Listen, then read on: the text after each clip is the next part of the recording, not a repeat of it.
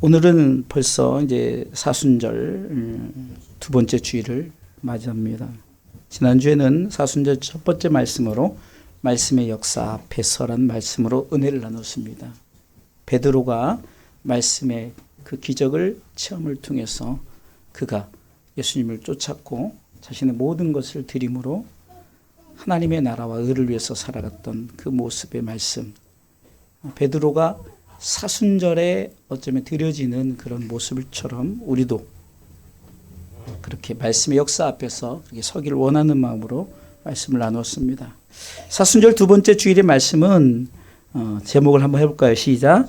그리스도의 남은 고난의 의미와 목적. 한 번 더 시작.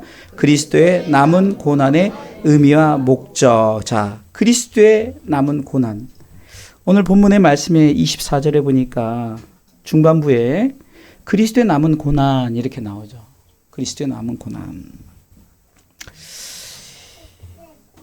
우리가 이 고난의 의미와 목적을 우리가 알고 사순절을 이렇게 보내기를 원하는 마음으로 이 말씀에 함께 은혜 나누기를 원합니다. 오늘 본문은 복음의 일꾼으로 살아온 바울이 주님의 남은 고난을 자기 육체에 채운다고 고백합니다. 한번 24절 읽어볼까요? 시작. 내가 이제 너희를 위하여 받는 괴로움을 기뻐하고 그리스도의 남은 고난을 그의 몸된 교회를 위하여 내 육체에 채우노라. 이 바울이 말하는 그리스도의 이 남은 고난의 의미는 두 가지 의미가 있는데 첫 번째는 그리스도의 남은 고난의 의미가 있고요. 그 다음에 두 번째는 그리스도의 남은 고난의 목적이 있어요. 오늘은 의미와 목적이 있는데 첫 번째 그리스도의 남은 고난의 의미는 고난을 어떻게 감당해야 할 것을 말씀하고 있어요. 예수님이 그렇게 고난을 감당했던 것처럼 우리도 어떻게 고난을 감당해야 할 것을 말씀하고 있고요.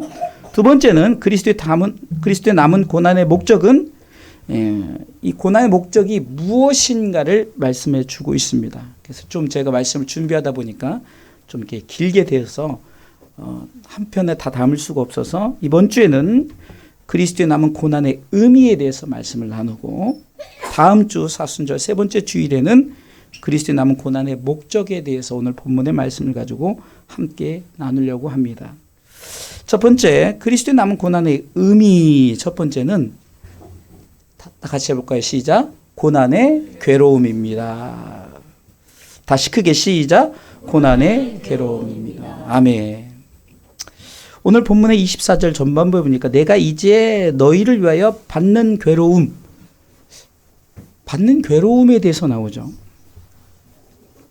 너희를 위하여 받는 괴로움을 기뻐한다라고 이렇게 밝히고 있는데요. 이 괴로움을 이 원어에 보면 이 파테마라는 그리스도 십자가의 고난을 뜻한대요. 이게 괴로움 자체가 예수 그리스도의 십자가의 고난을 뜻한다는 겁니다. 바울은 예수님의 십자가의 고난을 본받기를 노력했습니다. 그리고 그는 고린도전서 11장 1절에도 이렇게 고백하죠. 내가 그리스도를 본받는 자 된 것 같이 너희도 나를 본받아라. 이 말은 뭡니까? 내가 그리스도의 십자가의 고난을 본받았다는 거예요.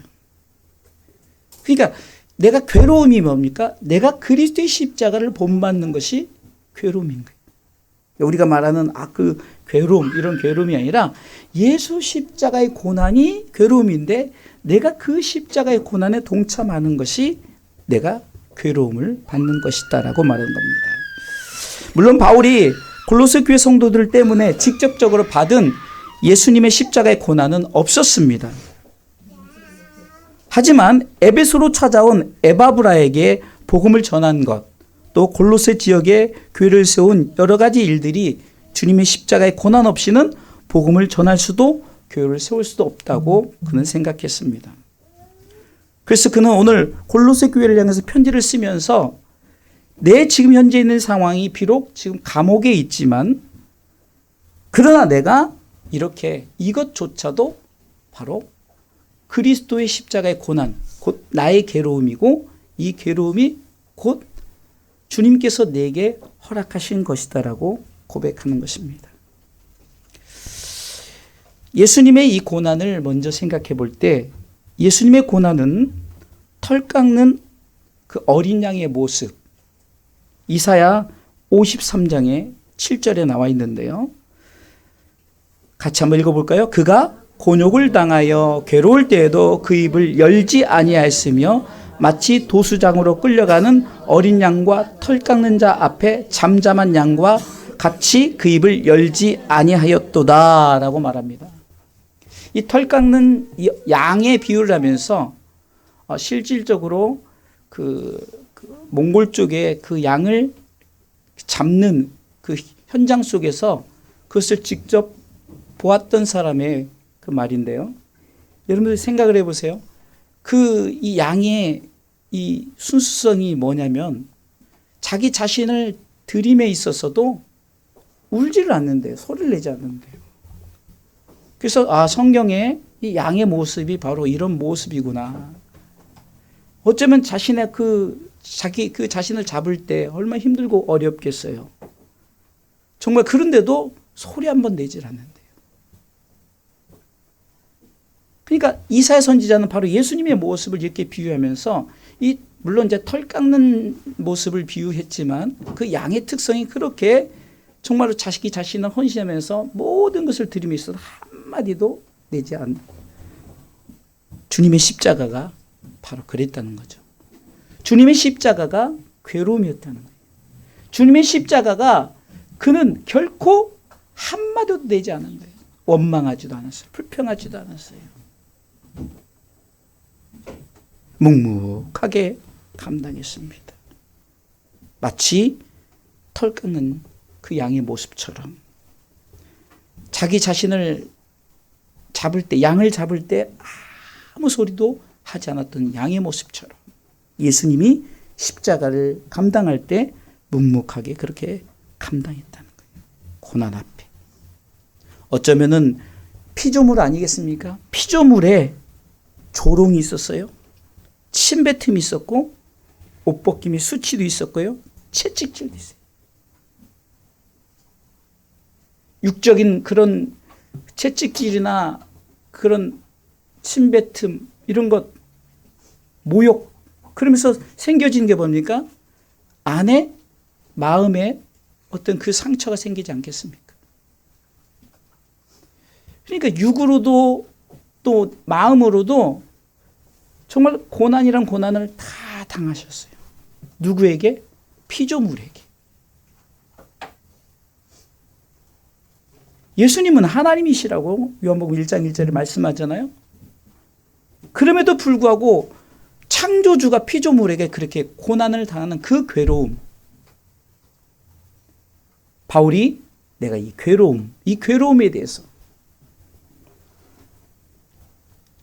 왜 이렇게 묵묵히 감당했을까? 저는 이사야 선지자가 이사야 53장 5절을 통해서 이 털 깎는 자의 그 양처럼, 털 깎는 양처럼 왜 묵묵히 감당했을까? 읽어볼까요? 시작. 그가 찔림은 우리의 허물을 인함이요 그가 상함은 우리의 죄악을 인함이라.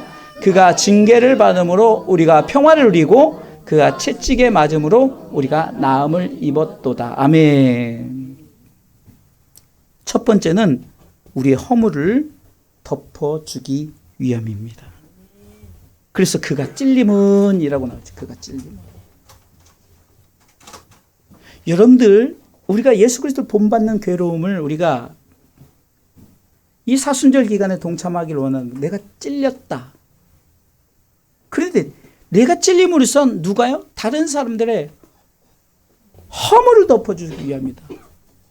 얼마나 참 여러분들의 희생이 값진 희생이 되겠냐고요.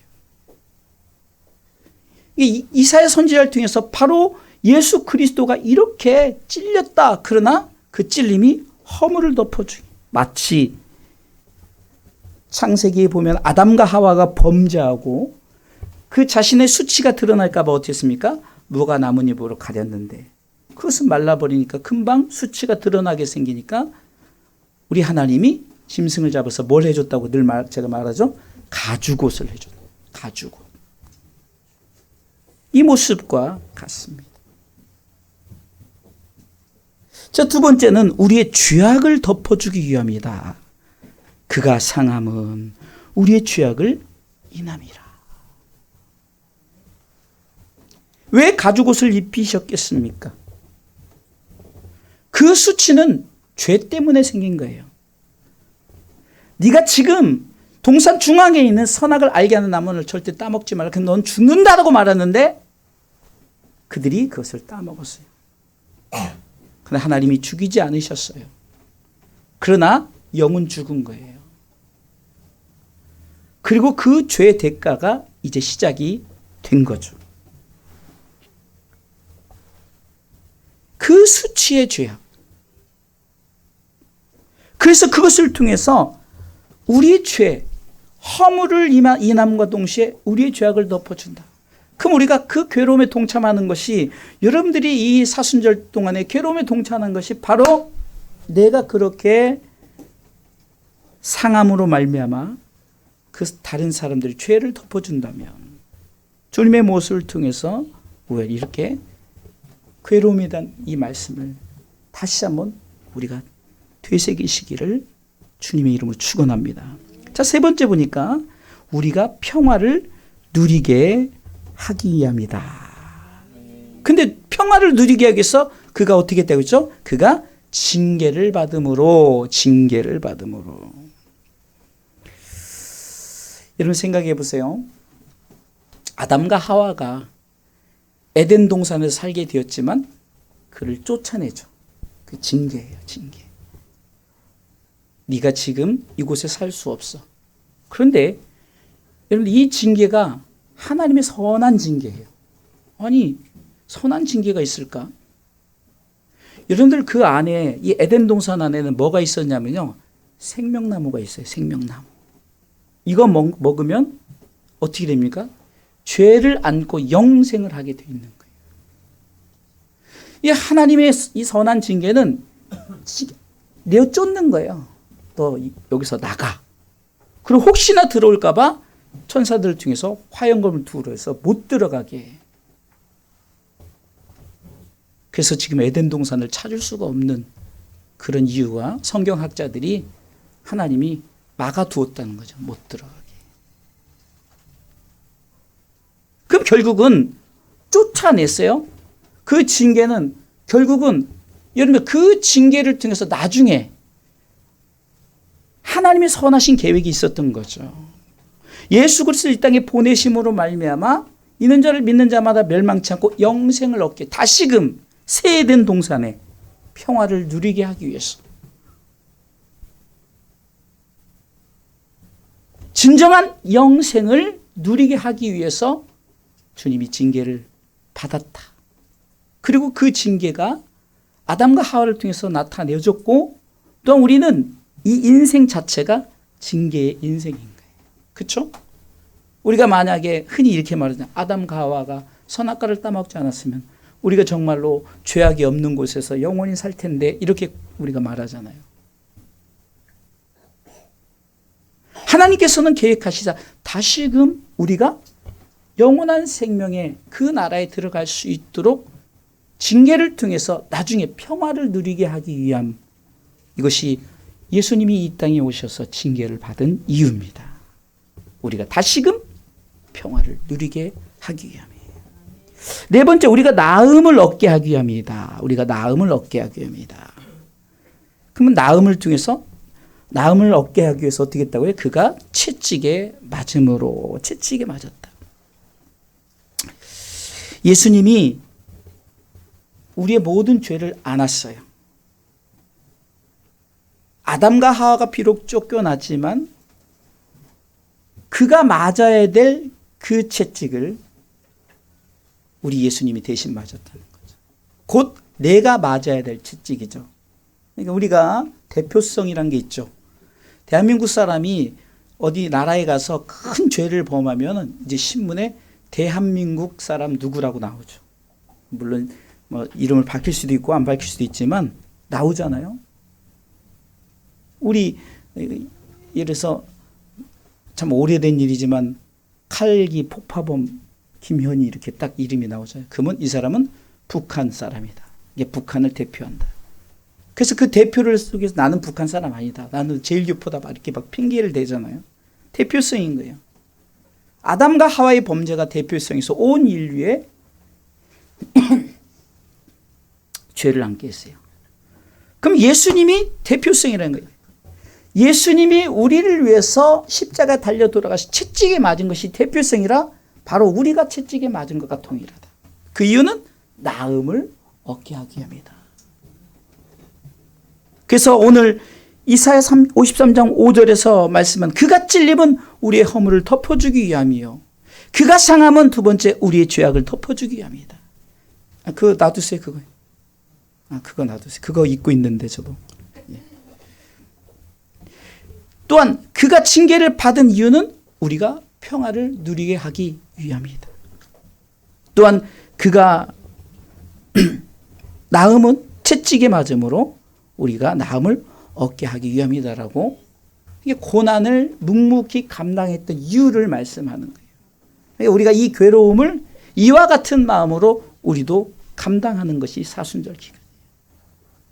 우리가 육체 희생을 하라는 것이 아니라 우리가 분명히 예수님이 왜 이 땅에 오셔서 왜 이렇게 십자가를 묵묵히 감당했는가를 우리가 알고 마음에 담아서 가슴 신비의 세계에서 이렇게 사순절 기간을 보내라 하는 마음으로.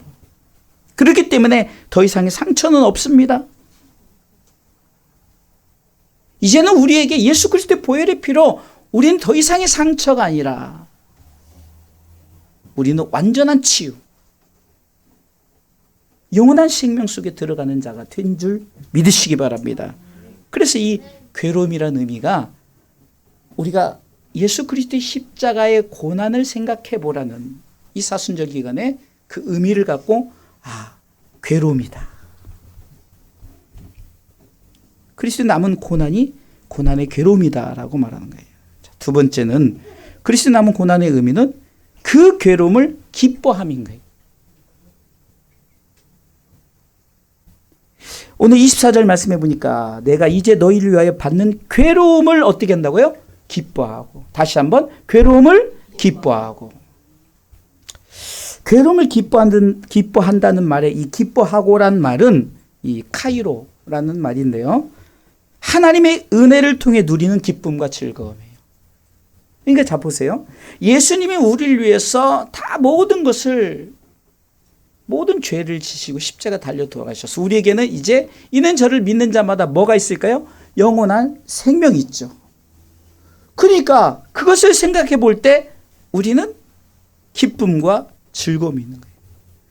예수 그리스도의 고난이 결국은 우리를 통해서 기뻐하게 한다는 거죠. 어떻게 보면은 남의 괴로움을 기뻐한다? 이렇게 생각할 수 있죠. 뭐 그렇게 생각해도 예수님의 그리스도의 십자가의 고난의 괴로움을 내가 기뻐해야 될 그 이유는 우리가 구원받은 자로서 그 정말로 항상 그 기쁨과 감사와 감격을 갖고 살아가야 된다는 사실입니다. 한마디로 고난의 괴로움이 기쁨과 즐거움이라는 거예요. 왜? 결과적으로는 그 예수 그리스도의 고난을 통해서 우리가 영원한 생명을 취하게 되니까 영원한 하나님 나라의 백성이 되니까 내 속엔 기쁨과 즐거움밖에 없다는 거죠. 말도 안 되는 거죠. 어떻게 남의 괴로움이 기쁨이 되겠습니까? 그러나 바울의 고백은 십자가의 대속의 은혜를 통해 값없이 베푼 사랑의 은혜가 내게 있기 때문에 여러분들 기뻐하라는 거예요. 여러분들 사순절 기간에 질질 짜라는 게 아닙니다. 그것을 반드시 받아들이면서 우리가 애통할 때는 있어야죠. 그 은혜가 너무 감사해서. 그래서 여러분들 정말로 예수 그리스도를 막 처음에 영접했을 때는요, 막 눈물을 흘리고 고백하고 막 그러면서 그 어떤 자기 자신의 그런 슬픔과 애통이 있죠. 내 죄가 이랬었구나. 그러나 그 죄를 여러분들 예수 그리스도를 영접했을 때는요, 여러분들 이 죄를 깨닫게 하는 거예요. 나는 죄인이구나. 그런데 그것에 멈추지 않고 더 이상 죄인이 아니라 예수 그리스도의 보혈의 은혜로 나는 이제는 의인이 됐다. 그렇기 때문에 삶이 기쁨과 즐거움으로. 그래서 여러분 아이러니하게도 지난주 제가 오후 예배 때 이제 그 사순절부터 부활절까지지만 그 40일간의 그 기간이 끝나고 예수님이 이제 무덤에서 부활한 그때 그것이 이제 우리 기독교에서 말하는 하이라이트예요. 하이라이트. 바울 또한 지금 이 감옥에 있잖아요. 물론 어떤 깊은 감옥은 아니지만 또 때로는 그 빌립보 지역에 갔을 때는 진짜 깊은 감옥이 있었어요. 그런데 지금 이 골로새서는 가택연금 같은 그런 꼼짝 못하게, 왜 바울이 아주 그냥 그 복음 전하는 자의 블랙리스트인 거예요. 그러니까 가둬버리는 거예요. 그럼에도 불구하고 계속해서 이 서신을 통해서 바울이 생각해 봅니다. 내가 이 괴로움을 어떻게 기뻐해야 할까? 그리고 정말로 골로새 교회에게 또 이 서신 읽는 정말 예수 믿는 모든 자들에게 이 괴로움을 왜 기뻐해야 될까를 지금 우리는 말씀을 나누고 있는 거예요. 나를 위해서 구원을 베풀어 주신 하나님의 은혜로 이 땅에 오신 예수 그리스도, 그분의 십자가가 우리 가운데 곧 영광으로 나타낼 그날이 있기 때문에 기뻐하라는 것인 줄 믿으시기 바랍니다. 그래서 고난은 위장된 하나님의 축복입니다. 이 찬양사역자 우리가 잘 아는 세상에서 방황할 때라는 찬양을 부르신 전윤대 목사님이 자주 쓰시는 말씀이에요. 이 멘트를 가는 곳마다 빼놓지 않고 하는 게 뭡니까? 그것은 이 고난은 하늘의 영광과 좋게 예수 그리스도의 십자가의 고난, 그리고 내가 그것을 본받는 자 돼서 내가 그 고난 가운데 동참하는 이 고난은 결코 헛된 것이 아니라 로마서 8장 18절 말씀에 보니까 하늘의 영광과 좋게 비교할 수 없다. 같이 읽어보겠습니다. 생각컨대 현재의 고난은 장차 우리에게 나타날 영광과 좋게 비교할 수 없도다. 우리 주님이 십자가 달리면서 무엇을 생각했습니까? 바로 내가 이렇게 고난을 당했을 때 이 고난으로 말미암아 온 인류가 나를 믿는 자마다 하늘의 영광을 얻게 된다며, 그 고난이 주님이 결코 그 고난 가운데 원망 불평하지 않았던 그 이유입니다. 왜요? 주님이 생각할 때는 우리가 그 사실을 믿고 영원한 하나님 나라의 백성 될 것, 그 영광을 얻을 자들 되니 마찬가지라는 거예요. 우리에게 주신 사순절 기간을 통해서 우리가 정말 고난이 있다 할지라도 이 고난 가운데 이 고난을 이겨서, 아주 작은 예로 제가 지금 발 다쳤잖아요. 근데 이게 지금 굉장히 참 처음엔 지난주에는요 진짜 막 발을 디디지를 못해가지고 지난주 설교는 사실 오른쪽만 대고 여기는 그냥 붕 뜯게 설교했어요. 근데 오늘은 이제 좀 디대고 이렇게 약간 걸을 수 있는데, 그런데 내가 지금 이 다침이 나중에 이것은 내가 이제 온전하게 걸을 것이다. 그리고 난 뛸 것이다. 그걸 내가 생각하기 때문에 이것을 내가 이기는. 근데 내가 만약에 나는 영원히 이렇게 산다 이러면은요 어떻게 되겠어요? 내 속에 참으로 우울함도 생기고 막 그렇게. 그러나 나는 이제 다 낫게 되면 걷고 뛸 것이다. 생각을 해보는 거예요. 내가 생각을 해보는데 내가 지금 이 땅에 이 고난의 인생을 살아가고 내가 힘들고 어려운 이것이 바로 주님의 십자가의 고난 같다. 그리고 내가 이것을 통해서 끝까지 이겨내면 나에게는 영원한 하나님 나라의 영광이 있다. 할렐루야. 그게 아멘. 이것이 있기 때문에 참고 견디고 기뻐할 수 있는 이유예요. 할렐루야. 그리고 고난 후에는 의의 면류관이 있다는 사실을 바울은 디모데후서 4장 7절로 8절을 통해서 말씀하고 있습니다. 고난을 7절에 말씀하고 있죠. 7절, 내가 선한 싸움을 싸우고, 같이 시작. 내가 선한 싸움을 싸우고 나의 달려갈 길을 마치고 믿음을 지켰으니, 이게 고난이에요. 그랬더니 8절, 이제 후로는 나를 위하여 의의 면류관이 예비되었으므로 주 곧 의로우신 재판장이 그날에 내게 주실 것이니 내게만 아니라 주의 나타나심을 사모하는 모든 자에게니라. 할렐루야. 이 고난 가운데 내가 걷고 뛸 것이라는 것을 생각하니까, 여러분들 고난 가운데 여러분들이 뭔가 수고한 만큼 우리 학생들이 공부해서 열심히 공부했더니 내가 이제 앞으로 이제 서울대에 들어갈 것이다. 아니면 내가 뭐 춤을 잘 추는 우리 아이는 나는 정말 멋진 댄서가 될 것이다. 여러분들 그런 미래를 생각해 보면서 내가 지금 참고 열심히 공부하게 되고, 그렇죠? 내가 열심히 춤을 추게 되고 열심히 악기를 연주하게 되고 내게 맡겨주셔서 내가 열심을 다해서, 우리 집사님은 뭐 또 지금 공부를 또 하잖아요. 왜요? 그것을 통해서 승진의 과정이 있기 때문에 뭔가 뒤를 바라보고 참고 견디는 거예요. 그것이 의의 면류관. 세상에서 말하는 그런 것들처럼 우리에게 의의 면류관, 영광의 면류관, 시들지 않은 면류관, 금면류관, 할렐루야! 이런 것들이 우리에게 있기 때문에 우리는 이 고난을 이기는 줄 믿으시기 바랍니다. 그래서 기뻐하는 거예요. 남의 고난을 기뻐한다는 것이 그것이 안 좋은 게 아니라 우리 예수님이 내가 이렇게 고난을 당함으로 온 인류가 그 영광을 얻을 것을 생각할 때 주님이 참고 견뎠던 거예요. 그렇기 때문에 우리가 그것을 얻은 우리는 기뻐할 수밖에 없는 거죠. 바로 이것이 구원받은 자의 기쁨이에요. 그래서 바울은 빌립보서를 통해서 내가 다시 말하노니 기뻐하라는 거예요. 너희들이 삶이 힘들고 어려울지만 다시 말하노니 기뻐하라. 주 안에서 기뻐하라. 기뻐하라. 할렐루야. 기쁜 삶, 기뻐하는 삶을 사시기 바랍니다. 미래를 생각하세요. 내가 작곡을 통해서 나중에 하나님께서 크게 사용하실 것이다. 내가 정말 앞으로 공부를 통해서 내가 원하는 꿈을 이룰 것이다. 우리가 정말 그렇게 미래지향적으로 믿음을 갖고 기뻐하면서 그 꿈을 바라보면서 그 비전을 가슴에 담고 내가 정말 지금 현재 힘들고 어렵죠. 공부하기 위해서 얼마나 남들 쉴 때 공부해야 되고 또 남들 뭘 할 때 내가 내 재능을 가지고 노력해야 되고 그러나 기뻐하십시오. 후에 주어질 영광과 나에게 주어질 의의 면류관을 바라보면서 내게 주어질 그것이 감당되어질 것, 그것이 나에게 나타날 것을 바라보면서 기뻐하시기를 주님의 이름으로 축원합니다. 마지막 세 번째예요. 벌써 나왔네요. 세 번째입니다. 시작. 내 육체의 체험입니다. 설교를 빨리 끝내라고 세 번을 빡 띄워버리네. 첫 번째가 고난의 괴로움이란 것은 내가 괴로움 자체가 예수 그리스도의 십자가의 고난, 그 고난이 나도 감당하면서 참고 견디는 것이죠. 두 번째는 그 괴로움을 기뻐함이라는 것은 내가 그 괴로움, 내가 비록 내가 지금 현재 당하는 괴로움이 있다 할지라도 내가 기뻐할 수 있는 건 내게 주어질 영광이 있고 내게 주어질 면류관이 있기 때문이라.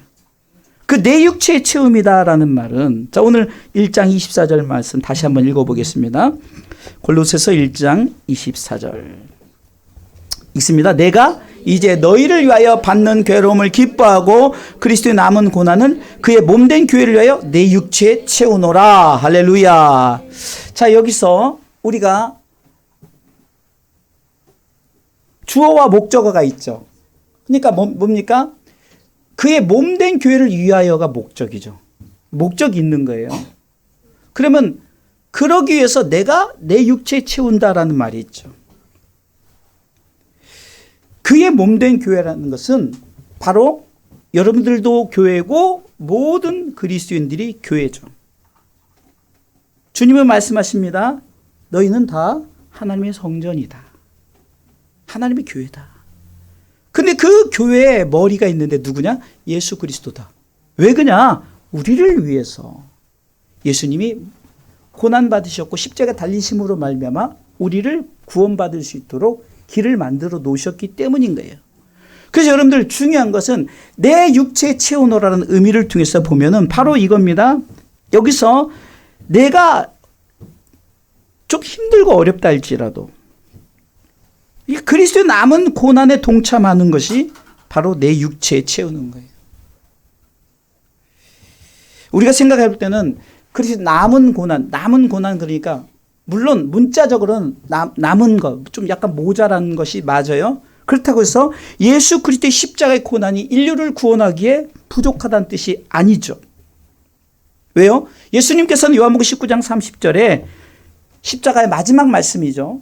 가상 7원, 십자가상의 마지막 7마디가 뭡니까?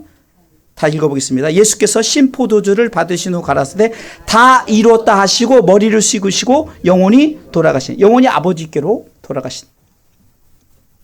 여러분들 보세요. 다 이루신 분이 부족함이 없겠냐고요. 아니, 야, 내가 이 인류를 위해서 다친 것이 야 좀 부족해. 그러니까 너희가 채워. 이런 의미가 아니라 내가 이렇게 했듯 너희도 이것에 동참하라는 거죠. 고린도전서 11장 1절 말씀 다시 봅니다. 내가 그리스도를 본받는 자 된 것 같이 너희는 나를 본받는 자 되라. 크게 다시 시작. 내가 그리스도를 본받는 자 된 것 같이 너희는 나를 본받으라. 그러니까 주님의 고난에 동참하라는 거죠. 바울은 주님의 고난에 우리가 닮아가기를, 동참하기를 원했어요. 그리고 바울은 내가 그리스도의 고난에 동참했다. 그리고 내가 고난에 동참했던 것처럼 너희도 그리스도의 남은 고난에 동참하라고 이렇게 메시지를 전하는 겁니다. 그리고 바울은 나는 예수의 흔적을 가졌다라고 말합니다. 그러면서 너희도 예수의 흔적을 가지라는 거죠. 예수님이 십자가의 흔적을 가진 것처럼 바울도 내가 십자가의 흔적을 가졌다라고 갈라디아서 6장 7절에 말씀하고 있습니다. 이후로는 누구든지 나를 괴롭게 말라 내가 내 몸에 예수의 흔적을 가졌노라. 갈라디아서 6장 17절 말씀이죠. 그러면 이 복음을 전함에 있어서 여러 가지 고난을 당하는 것, 지난주에도 바울이 여러 가지 고난에 대해서 말씀을 나눴죠. 동족의 위험, 강의 위험, 파손의 위험, 태장 맞고 그런 여러 가지 위험 속에서도 바울은 항상 생각하는 것은 교회가 걱정된 게, 교회가 걱정된 게. 이게 바로 예수의 흔적이에요. 예수의 흔적. 이게 여러분들이 예수 그리스도 그분의 십자가의 희생을 생각하고 내가 그 고난에 동참해서 내가 정말로 여러분들이 이렇게 예배자로 나오고 또 여러분들이 헌신하고 이 드려진 모든 것이 예수의 흔적이라는 거예요. 때로는 여러분들이 예물을 드리면서 정말 이것이 얼마나 여러분들 솔직히 이 돈만큼 여러분들에게 중요한 게 뭡니까? 그래도 여러분들이 예물을 드리잖아요. 그러니까 지난번에도 제가 금요예배 때인가 수요예배 때겠지만 우리가 11조를 드리고 감성금을 이렇게 하고 그러면 하나님이 그거 갖고 옷 사입냐고요? 하나님이 그것 가지고 건물 짓냐고요? 아니에요. 하나님은 뜻이 있습니다. 그것을 통해서 레위 제사, 곧 성전이 복음 전하는 데 쓰여지고 그 일에 너희들이 예배에 쳐서 그 이스라엘 백성들이 늘 예배의 자리에 있어. 그래서 처음에 시작이 성막이었지만 그래 그들이 점점점 변화되어서 그 교회를 지었던 것처럼 교회가 운영되어지고 교회가 복음을 위해서 드려질 수 있도록 그리고 교회가 예배 장소를 운영할 수 있도록 하는 거고 그렇게 되어지고 하나님은 영광만 받으시는 거예요. 흠향이죠. 흠향. 하나님이 그 향기만 받으시는 거예요.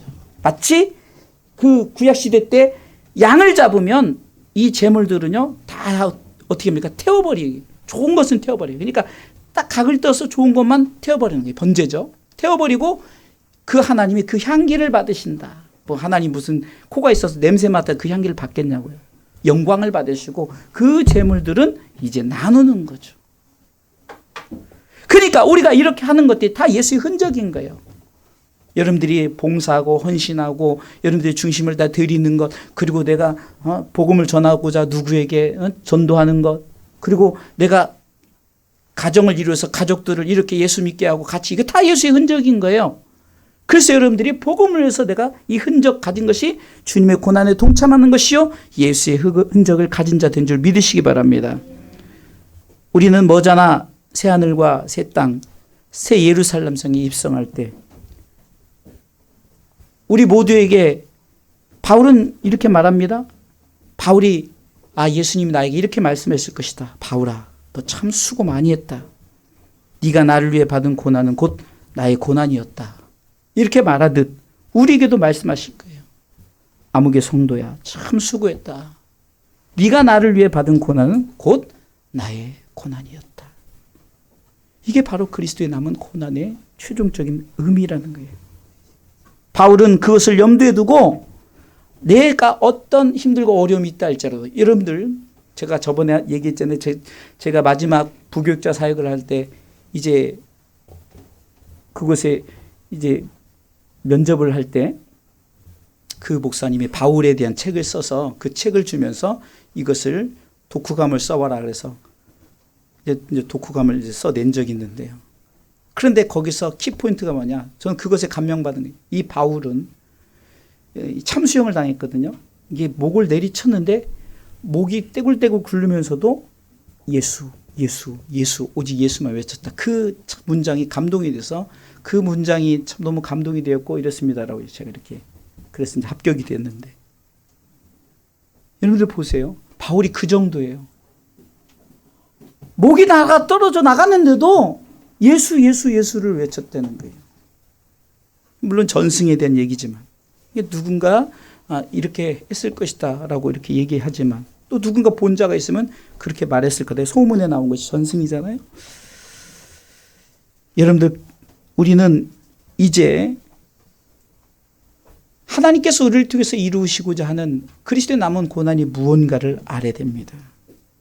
바울은 사도행전 20장 23절을 통해서 이렇게 말합니다.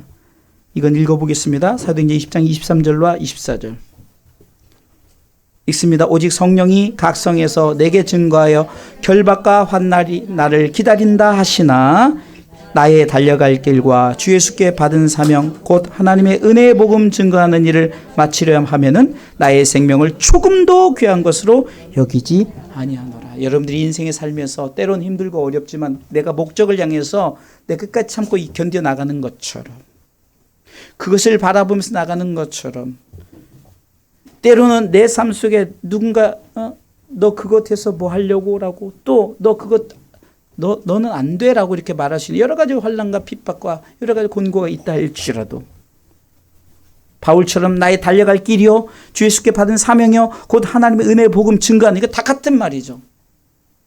하나님의 나라를 위한 나의 달려갈 길을 그렇게 표현했고, 주 예수께 받은 사명 곧 하나님의 은혜의 복음 증거하는 일, 이것을 다 하나로 같은 거예요.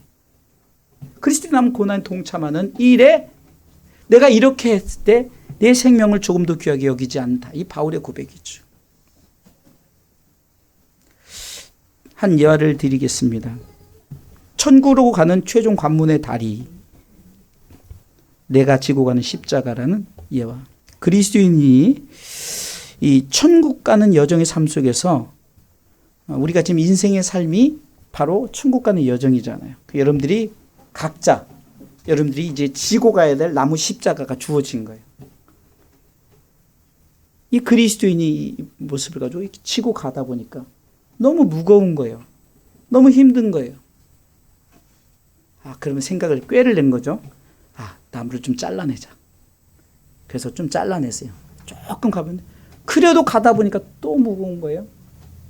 잘 들으셔야 돼요. 고개 숙이지 말고.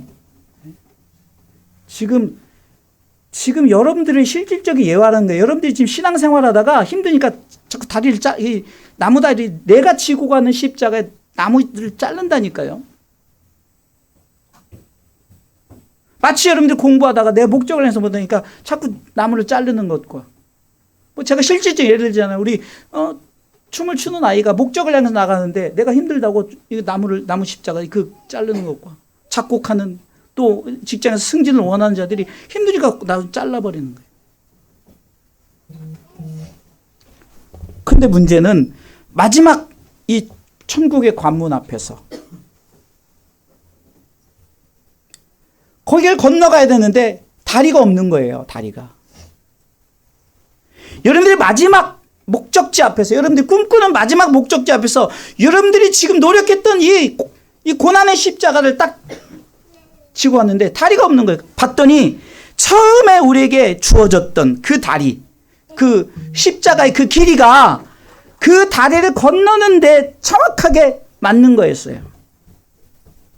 다시 말해서 그 천국의 마지막 입성하는 그 다리는 내가 처음에 졌던 십자가의 길이, 그 십자가의 무게, 그것을 딱 놓고 거기를 건너가면 천국 입성하는 건데, 문제는 이 그리스도인이 당황하게 된 거죠. 왜요? 짧아서 될 수가 없는 거예요. 여러분들, 자, 여기가 이제 이렇게 그리스도인이 걸어온 길이고 여기가 천국 가는 건물인데 정확하게 맞아야만이 걷는데, 여러분 조금 짧으면 아무리 이만큼 짧으나 어차피 못 건너가요.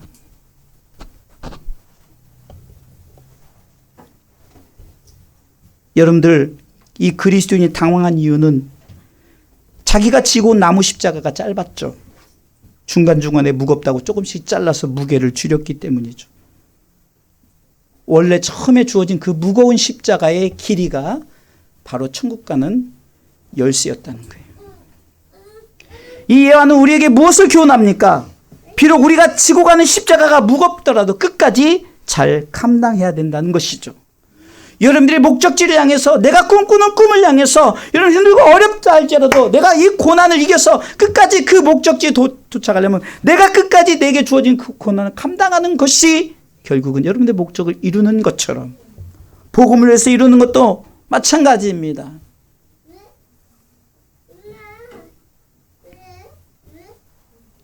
우리는 왜 내가 겪는 십자가의 고난이 무겁다고 탓하고 사소연하기보다는 내가 이것이 결국 나에게 주어질 천국 입성의 마지막 열쇠다 생각하고 여러분들이 이 고난에 동참하시기를 주님의 이름으로 축원합니다. 바울은 이렇게 고백합니다. 내가 그리스도와 함께 십자가에 못 박혔나니. 갈라디아서 2장 20절이죠. 내가 그리스도와 함께 십자가에 못 박혔나니.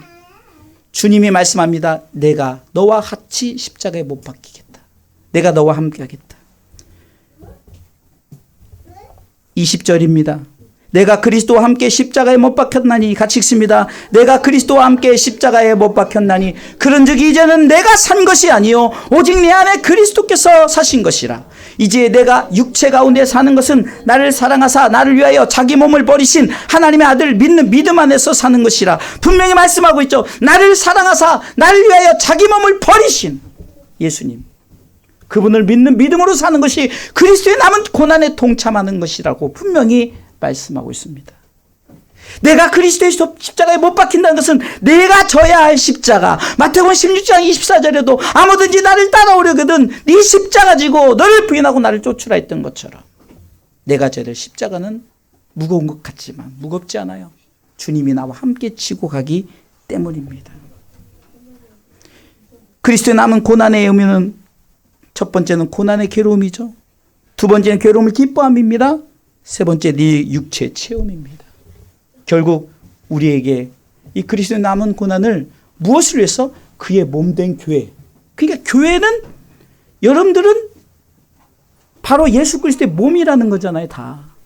그 몸된 교회를 위해서 여러분 십자가의 고난에 동참하시기 바랍니다. 찬양하다 하고 말씀을 위해서 기도하도록 하겠습니다. 왜 나만 겪는 고난이냐고 이 찬양하면서 우리가 한번 이 고난에 동참하는 시간을 갖도록 하겠습니다. 한번 이 가사 한 절 한 절을 생각해 보면서 우리가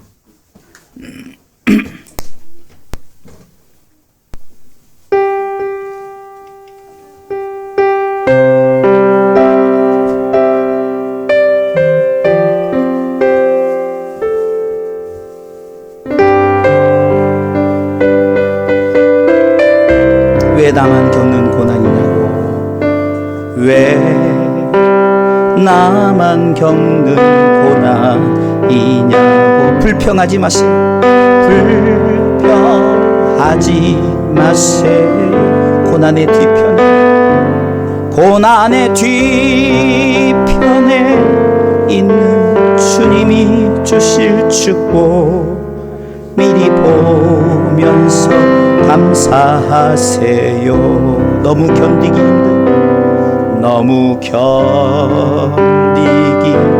힘든 지금 이 순간에 주님이 일하고 계시잖아요. 남들은 지쳐 앉아 있을지라도 당신만은 일어서세요. 우리 서로에게 힘을 내세요. 주님이 손잡고 계시잖아요. 주님이 나와 함께함을 믿는다면 어떤 역경도 이길 수 있잖아. 힘을 내세요.